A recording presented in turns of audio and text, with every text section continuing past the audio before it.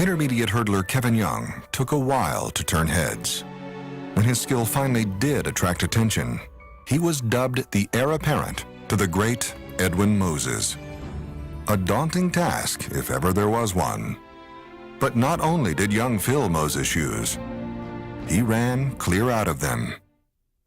After finishing third his senior year in the high hurdles of the 1984 California State Meet, KevinYoung joined UCLA's track team as a walk-on. He hoped to be a significant member of the high hurdle squad.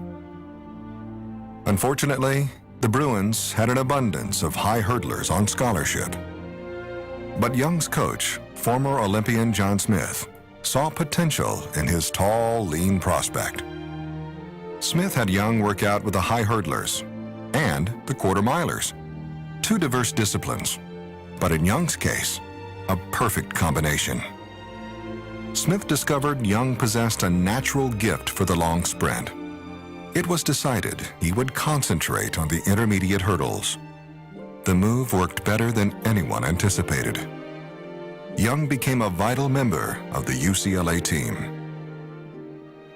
Although he was not running the event as well as he hoped, he won the NCAA outdoor title in 1987, and then again in 1988.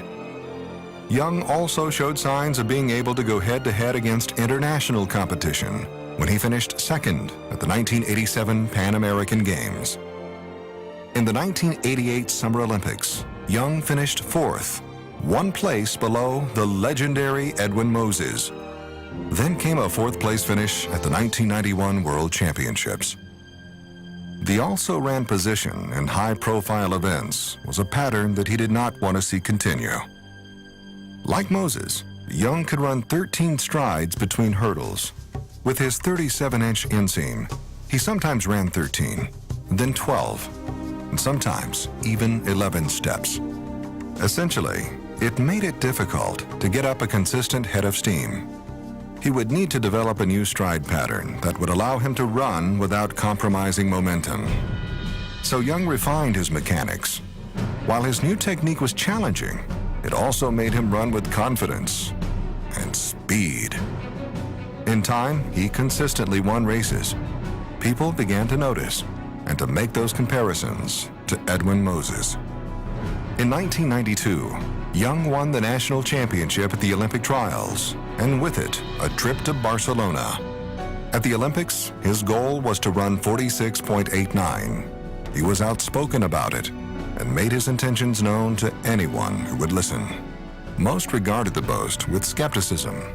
Even Moses in his prime couldn't break 47 seconds. Young's race strategy would be complicated. He would run 12 strides between certain hurdles and 13 between the rest. Once the race started, he began putting the technique to the ultimate test. Midway through the race, it was clear that his plan was working to perfection. Around the final turn, Young was completely in command. While the others struggled to keep up, Young shifted into another gear. A stumble over the last hurdle didn't faze him. Nobody on the planet would catch him this day. Several meters from the finish line, he knew the race was his. His time? 46.78, smashing Edwin Moses' record by over 0.2 of a second. There's no telling what might have been if he hadn't clipped that last hurdle or started an early celebration. How impressive was the victory? He won by 7 yards, and his time would have captured the flat 400-meter title as recently as the 1956 Olympics. The record stands to this day. Young followed the Olympic season with a winning performance at the 1993 U.S. Outdoor Championships.